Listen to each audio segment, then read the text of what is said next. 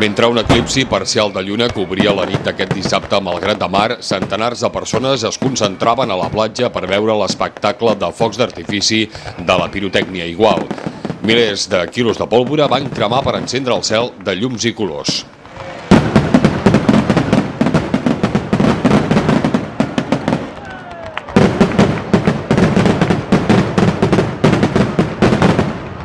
L'espectacle no va decebre ningú i de seguida, minuts després, s'obrien les portes de la segona nit de barraques.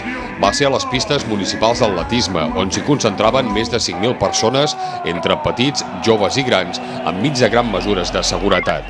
L'atracció principal de l'activitat, els mojinos escocios, no van deixar indiferent a ningú. Damunt l'escenari van fer sentir el seu rock irreverent i provocador. Que todo el que tenga una copita en la mano que la levante. Eso lo sabía yo. Eso lo sabía yo, Agua. Yo que me iba a tomar un busito a vuestra salud, ya no me lo tomo. Bueno, me lo tomo. Bueno, no me lo tomo. Bueno, me lo tomo.